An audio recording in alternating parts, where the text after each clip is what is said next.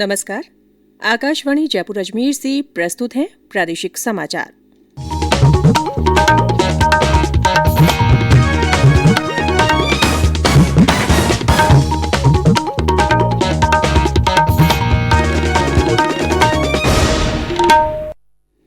मुख्य समाचार।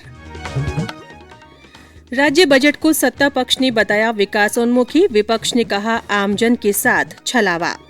बुजुर्गों और गंभीर बीमारी वाले लोगों को 1 मार्च से लगाया जाएगा कोरोना का टीका। प्रदेश में 7,83,000 से ज्यादा लोगों को दी गई कोरोना वैक्सीन की पहली खुराक, 1,47,000 से ज्यादा ने ली दूसरी खुराक। और जैसलमेर मरु महोत्सव में आज भी होंगे कई रंगारंग और आकर्षक कार्यक्रम।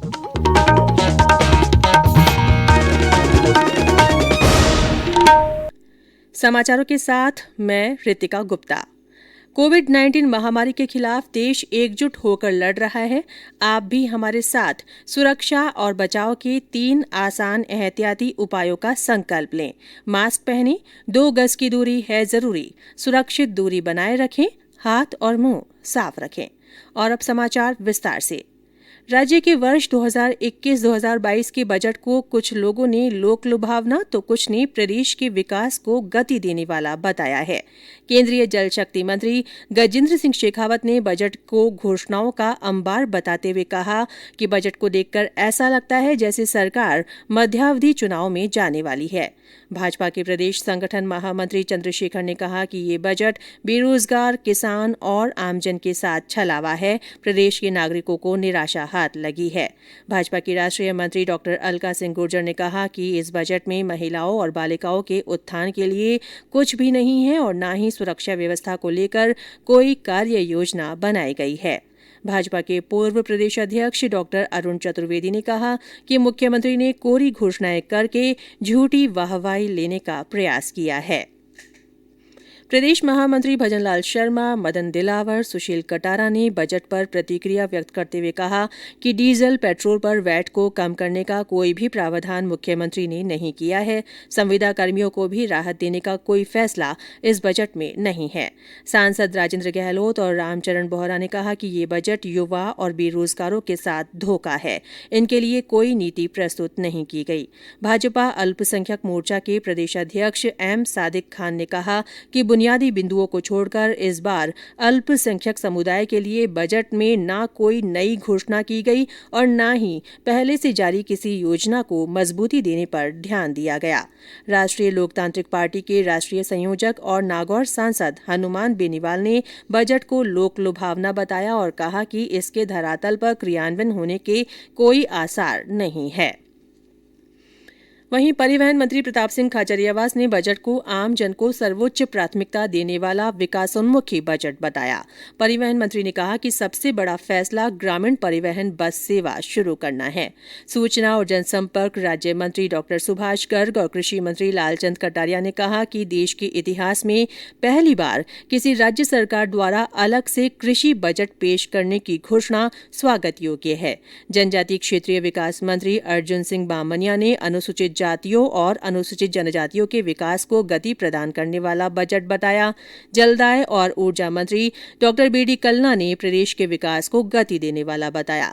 वहीं आमजन ने बजट में घोषित विभिन्न प्रावधानों का स्वागत किया है।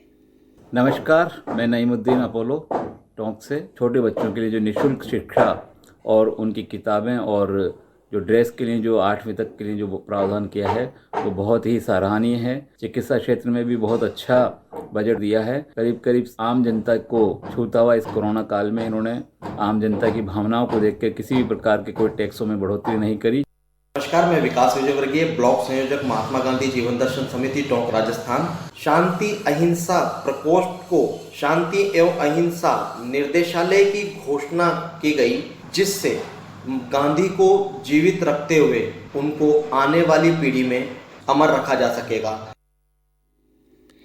केंद्र ने कहा है कि देश में 60 साल से अधिक उम्र के लोगों को कोविड का टीका अगले महीने की पहली तारीख से लगाया जाएगा।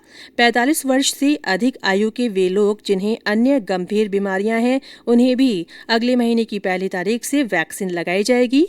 कल केंद्रीय मंत्रिमंडल की बैठक के बाद सूचना और प्रसारण मंत्री प्रकाश जावड़ेकर ने नई दिल्ली में संवाददाताओं को बताया कि ये टीका 10,000 सरकारी अस्पतालों में निःशुल्क लगाया जाएगा। 20,000 निजी टीकाकरण केंद्रों में लगाए जाने वाले टीकों के लिए लोगों को शुल्क देना होगा।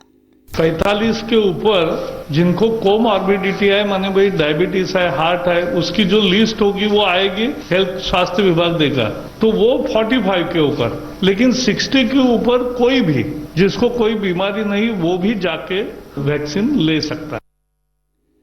ये समाचार आकाशवाणी जयपुर अजमेर से प्रसारित किए जा रहे हैं। समाचार अभी और भी हैं, उससे पहले ये संदेश। चलो मिलकर एक शुरुआत करें, चलो एक फैसला आज करें, मास्क नहीं तो टोकेंगे, कोरोना को रोकेंगे, चलो एक इरादा करते हैं, चलो खुद से वादा करते हैं, मास्क नहीं तो टोकेंगे, कोरोना को रोकेंगे। प्रादेशिक समाचारों में एक बार फिर से आपका स्वागत है। प्रदेश में 7,83,543 स्वास्थ्य कर्मियों और अग्रिम पंक्ति के कार्यकर्ताओं को कोविड टीके की पहली डोज दी गई है। वहीं 1,47,570 ने वैक्सीन की दूसरी खुराक भी ले ली है। कल 250 हेल्थ केयर वर्कर्स और 197 फ्रंटलाइन वर्कर्स को वैक्सीन की पहली खुराक दी गई। वहीं 53,605 स्वास्थ्य कार्यकर्ताओं ने टीके की दूसरी खुराक भी ली। प्रदेश में कल कोरोना संक्रमण से स्वस्थ होने वालों की संख्या नए मामलों की तुलना में कम रही। 17 जिलों में कोरोना संक्रमण के 99 नए मामले सामने आए, वहीं 90 लोग संक्रमण मुक्त हुए। कल सर्वाधिक 30 नए मामले जयपुर जिले में मिले। जोधपुर में 19, उदयपुर में 11, राजसमंद में 8, डूंगरपुर में 6, भीलवाड़ा में 5, नागौर में 4, कोटा में 3, प्रतापगढ़, झालावाड़, अजमेर और अलवर में 2-2 और भरतपुर, धौलपुर, बांसवाड़ा, जैसलमेर और बाड़मेर में 1-1 व्यक्ति में संक्रमण की पुष्टि हुई। 16 जिलों में कोई भी नया मामला नहीं मिला। सक्रिय मामलों की संख्या 1,204 है। राज्य में कल इस बीमारी से किसी भी व्यक्ति की मृत्यु नहीं हुई।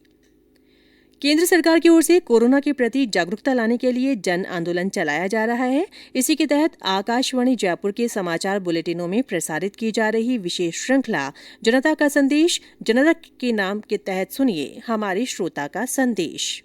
मैं टिकमाराम, पंचायत सहायक, ग्राम सेवड़ी, जिला जालोर, पंचायती राज विभाग से मैंने प्रथम वैक्सीन कोविड-19 का टीका लगवाया है। इसे ना घबराएं, ना डरने की बात है। अफवाहों से दूर रहें और अपनी बारी आने पर टीका जरूर लगवाएं।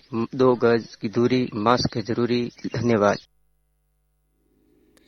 जोधपुर सांसद केंद्रीय जल शक्ति मंत्री गजेंद्र सिंह शेखावत ने कहा है कि केंद्र द्वारा लाए गए तीनों कृषि कानून किसानों के हित में हैं, लेकिन कुछ लोग राजनीति से प्रेरित होकर आंदोलन कर रहे हैं। कल ओसिया विधानसभा क्षेत्र के खेतासर गांव में एक कार्यक्रम में उन्होंने कहा कि सरकार आंदोलनरत किसानों से बातचीत के लिए तैयार है। जैसलमेर में चल रहे मरु महोत्सव में आज सोनार किले से भव्य शोभा यात्रा निकाली जाएगी। ये यात्रा नगर के मुख्य मार्गों से होती हुई शहीद पूनम सिंह स्टेडियम पहुंचेगी। इस दौरान विभिन्न प्रतियोगिताएं होंगी। इनमें साफा बांधो, मोमल महिंद्रा, मूछ प्रतियोगिता, मिस मोमल और मिस्टर डेजर्ट प्रतियोगिता मुख्य है। रात में गड़ीसर सरोवर पर म्यूजिकल नाइट में आकर्षक प्रस्तुतियां दी जाएंगी। राजस्थान माध्यमिक शिक्षा बोर्ड की परीक्षाओं में शामिल होने वाले परीक्षार्थियों को प्रमाण पत्र और दस्तावेज में संशोधन के लिए अब बोर्ड मुख्यालय के चक्कर नहीं काटने पड़ेंगे। विद्यार्थी अब स्कूलों में ही इनकी त्रुटियों का संशोधन करा सकेंगे। बोर्ड के अध्यक्ष डॉक्टर डीपी जारोली ने कल अजमेर में पत्रकारों को बताया कि बोर्ड ने पूरी प्रक्रिया को अपनी वेबसाइट पर अपलोड कर दिया है। और अंत में मुख्य समाचार एक बार फिर। राज्य बजट को सत्ता पक्ष ने विकासोन्मुखी बताया है। विपक्ष ने कहा है कि ये बजट आम जन के साथ छलावा है। देश में बुजुर्गों और गंभीर बीमारी वाले लोगों को 1 मार्च से कोरोना का टीका लगाया जाएगा। प्रदेश में 7,83,000 से ज्यादा लोगों को कोरोना वैक्सीन की पहली खुराक दी गई है। 1,47,000 से ज्यादा ने दूसरी डोज भी ले ली है। और जैसलमेर मरु महोत्सव में आज भी कई रंगारंग और आकर्षक कार्यक्रम होंगे। इसी के साथ प्रादेशिक समाचार बुलेटिन समाप्त हुआ। हमारा अगला बुलेटिन हिंदी में दोपहर 12:30 बजे प्रसारित होगा। नमस्कार।